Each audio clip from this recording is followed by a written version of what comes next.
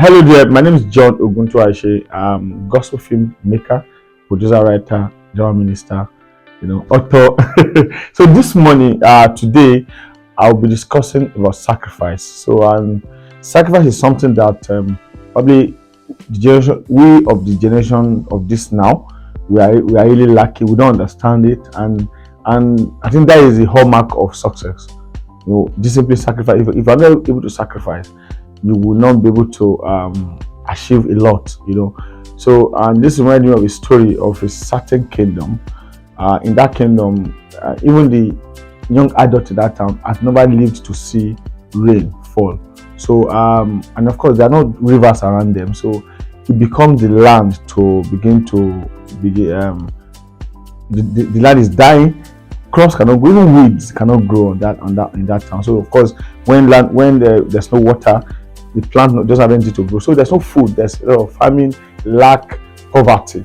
There's a lot that you people do with water. Even human beings need water to drink and to survive. And so because of that, so many things were lacking in that particular kingdom. So it became a very big concern of about 20-30 years of no rain in the land. And so what the elders in the town that had seen rain before know how flourishing the town used to be, and so they seek help from all over, but they could not find.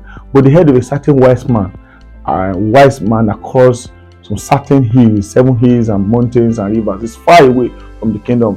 It took journeys of so many days and weeks, if not months, to get to the wise man. So on getting to the man, they told him their predicament, and the man said, "Oh, there have not been rain in your town." Okay, he said, "Okay, he has seek a divine power, and the instruction that was given. The instruction was that they should sacrifice an animal. If the sacrifice is made, then rain will fall." And so took several days again, a month and weeks, they traveled back, and they broke the news to the community and the leaders of the community and the children. Everybody was happy. And then so they made a sacrifice of an animal, and on the day it was like a festival. People were happy, they jubilated, expecting that there will be rain. So and that day the animal was sacrificed, and lo and behold, the cloud began to turn black.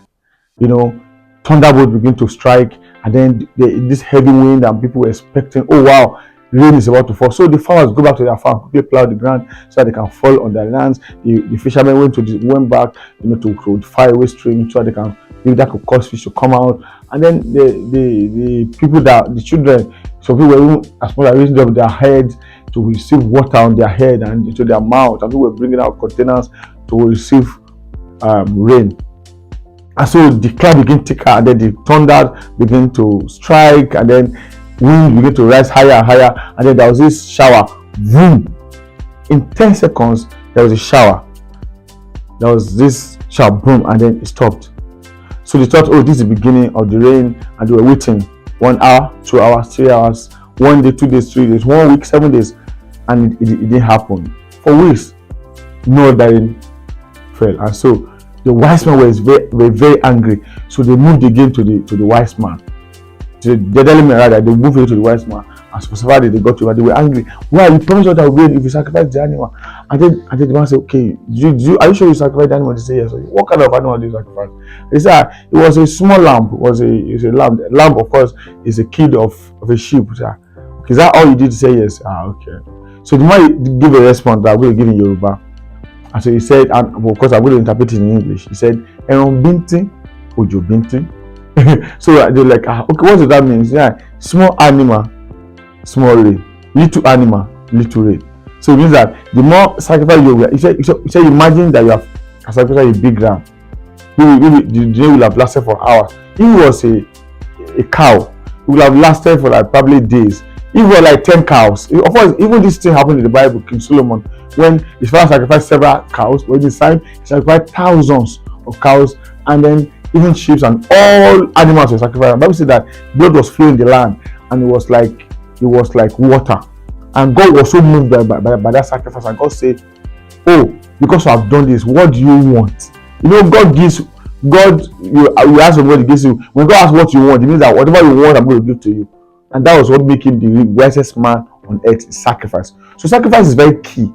So I discovered that So people, whether you are learning thing or you are into a ministry or you are into marriage or you are into even this filmmaking that we are into, someone will come to learn, and before you know, they're asking, what do I want to gain? How much will you pay me? And then people are, they are all they cannot sacrifice their time, even their intellectual, like whatever that little they have to sacrifice to get the bigger one, they are not willing.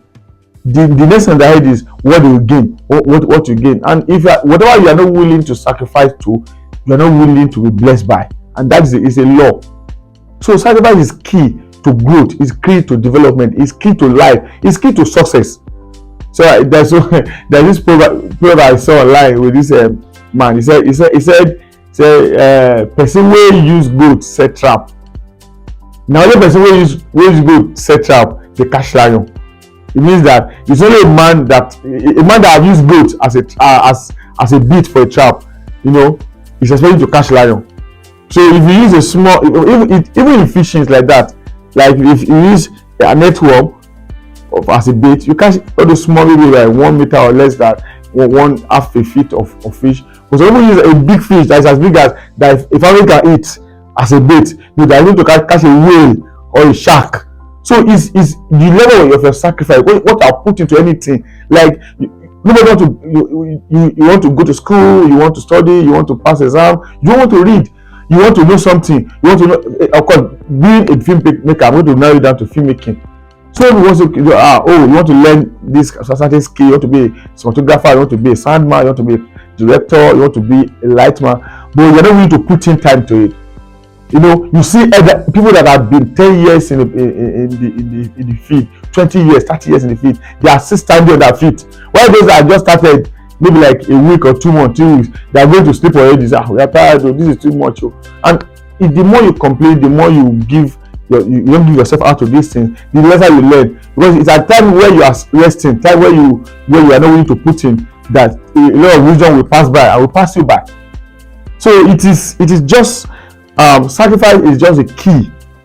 Is the key to opening the door of greatness and success. So someone said afflictions is a cream of champions. Like the things that have hit you, that you have taken, you learn from, it become your experience, and that's where the sacrifice begin to come.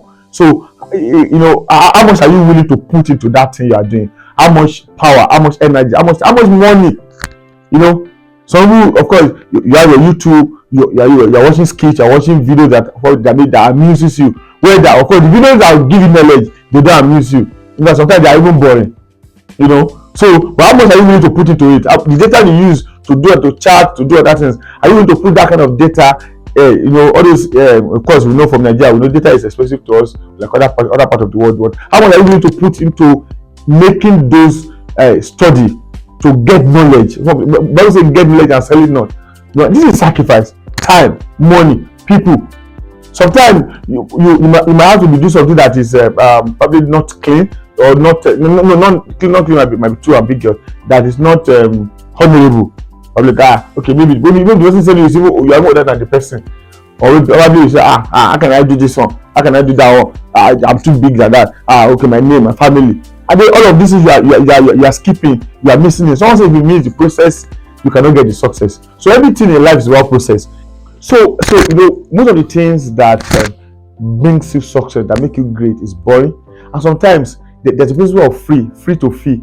Free to fee, that you do something that is free, that bring blessings or take to the next step. Most of the things that make a man, go and ask great men, they've done free things that has brought them greatness. Even in marketing, I'm a digital marketer, digital strategist. I tell you, they call free to free. Like you see those videos, they say, take this course for free, and then do the course. You want to get the master class or the master video, pay this one to get it. But because I've enjoyed the free one, you want to go to the bigger one, and that's how sacrifice is. So you want to do things for free.